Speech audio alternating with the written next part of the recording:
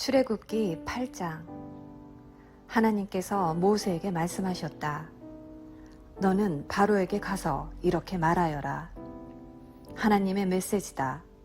내 백성을 내보내어 나를 예배하게 하여라. 경고하건대 너가 그들을 내보내지 않으면 내가 개구리떼로 온 땅을 치겠다. 나일강이 개구리들로 가득 찰 것이다. 개구리들이 너의 궁과 너의 침실과 너의 침대로 들어가고 너의 신하들의 집과 백성 가운데로 다니며 너의 속과 냄비와 접시 속으로 뛰어들 것이다. 개구리들이 너를 덮치고 모든 사람을 덮칠 것이다. 장소와 물건을 가리지 않고 개구리 천지가 될 것이다. 하나님께서 모세에게 말씀하셨다. 너는 아론에게 말하여 지팡이를 강과 운하와 늪 위로 흔들어 개구리떼를 이집트 땅 위로 올라오게 하라고 하여라. 아론이 이집트의 물 위로 지팡이를 뻗자 개구리떼가 올라와 온 땅을 뒤덮었다. 그러나 마술사들도 자기들의 마술로 똑같이 하여 개구리들이 이집트 땅 위로 올라오게 했다. 바로가 모세와 아론을 불러들여 말했다. 하나님께 기도하여 이 개구리들을 우리에게서 없애다오. 내가 백성을 내보내어 하나님께 제사를 드리고 예배하게 하겠다. 모세가 바로에게 말했다. 그렇게 하겠습니다. 시간을 정해 주십시오. 왕의 신하들과 왕의 백성과 왕의 궁에서 이 개구리들을 언제 없애면 좋겠습니까? 나일강에 있는 개구리들만 남고 다 사라질 것입니다. 내일이다. 모세가 말했다. 내일 그렇게 하겠습니다. 왕께서는 우리 하나님 같은 분이 없음을 알게 될 것입니다. 개구리떼가 왕과 왕의 궁과 왕의 신하들과 왕의 백성에게서 사라질 것입니다. 오직 나일강의 개구리들만 남을 것입니다. 모세와 아론이 바로 앞에서 물러나왔다. 모세가 하나님께서 바로에게 보내신 개구리들을 두고 기도하자 하나님께서 모세의 기도에 응답하셨다. 집과 뜰과 들 할 것 없이 모든 곳에서 개구리들이 죽었다. 사람들이 개구리들을 모아서 쌓아놓으니 죽은 개구리 냄새가 온 땅에 진동했다. 그러나 바로는 숨을 돌리게 되자 다시 고집을 부리고 모세와 아론의 말을 들으려 하지 않았다. 하나님께서 말씀하신 그대로였다. 하나님께서 모세에게 말씀하셨다. 너는 아론에게 말하여 지팡이를 들어 먼지를 치라고 하여라. 그러면 이집트 온 땅에서 먼지가 이로 변할 것이다. 모세가 그대로 행했다. 아론이 지팡이를 쥐고 땅에 먼지를 치자 먼지가 이로 변하여 모든 사람과 짐승에게 들러붙었다. 온 땅의 먼지가 이로 변하여 이집트 도처에 이가 퍼졌다. 마술사들도 자기들의 마술로 이를 만들어내려고 했지만 이번에는 그렇게 할 수가 없었다. 어디를 가나 이 천지였고 모든 사람과 짐승에게 온통 이가 들러붙었다. 마술사들이 바로에게 말했다. 이것은 하나님이 하시는 일입니다. 그러나 바로는 완강해서 그들의 말을 들으려 하지 않았다. 하나님께서 말씀하신 그대로였다. 하나님께서 모세에게 말씀하셨다. 너는 아침 일찍 일어나서 바로 앞에 서거라. 바로가 물가로 내려올 때에 그에게 이렇게 말하여라. 하나님의 메시지다. 내 백성을 내보내어 나를 예배하게 하여라. 너가 내 백성을 내보내지 않으면 내가 너와 너의 신하들과 너의 백성과 너의 궁에 파리떼를 풀어놓겠다.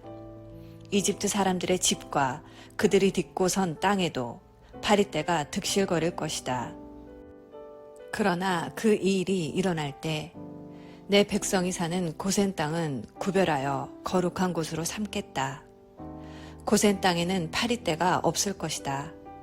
그 일로 인하여 너는 내가 이 땅에서 하나님인 것을 알게 될 것이다.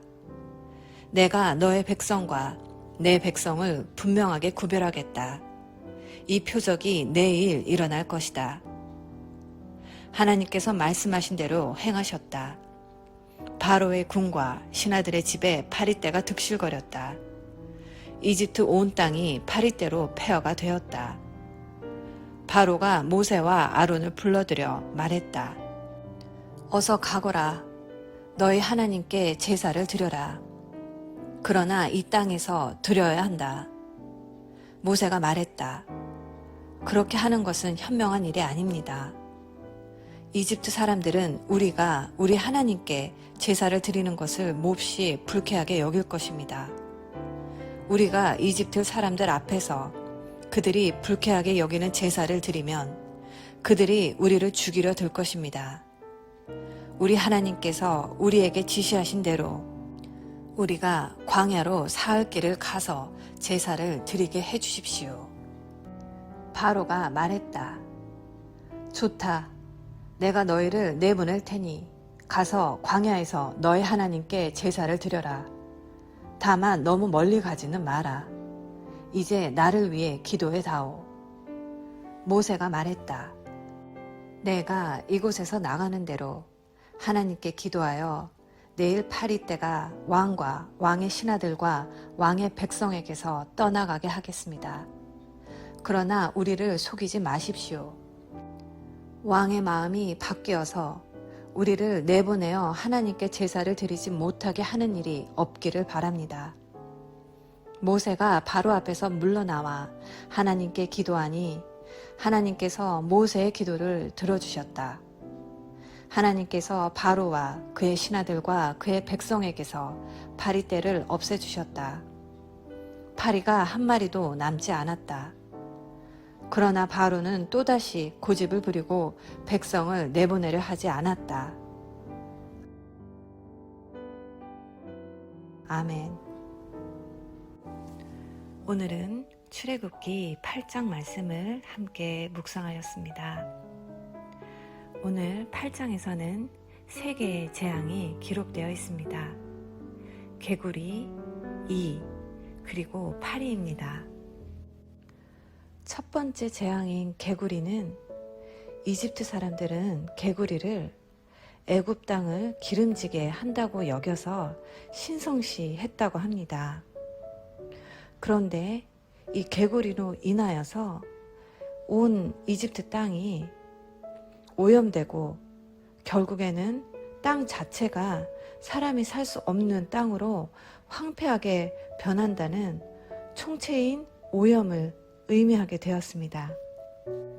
세 번째 재앙인 이는 땅으로부터 시작된 재앙으로 게브라고 불리는 땅의 신과 연관되어 있습니다.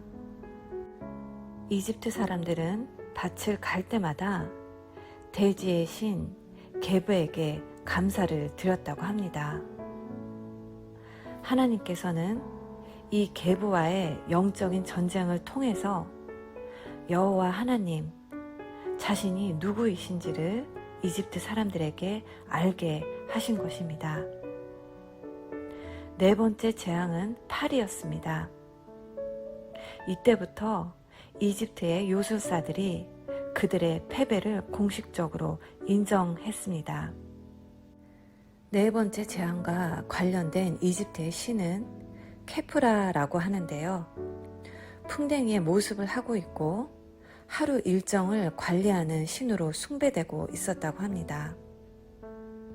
하나님은 이 재앙을 통하여서 여호와께서 이 이집트 땅을 관장하고 계심을 보여주셨습니다. 이 재앙을 보고 난 바로는 모세에게 기도해달라고 요청까지 하면서 흔들리고 있습니다. 하지만 이것이 바로가 하나님을 믿게 되었다고는 할 수 없었습니다. 오늘 본문을 묵상하며 하나님의 기적의 손길을 경험하고 난 후 그 뒤에 반응과 모습이 얼마나 중요한지 다시금 깨닫게 되었습니다. 어려움이 지나간 후에도 나는 여전히 하나님께 엎드리고 있는가? 하나님의 권위 앞에 복종하고 있는가? 생각하게 되었습니다. 오늘도 어려움이 지나간 후에도 여전히 하나님을 의지하고 하나님 앞에 더욱 다가가 무릎 꿇을 수 있는 복된 자녀 되시기를 기도합니다. 사랑의 엄마.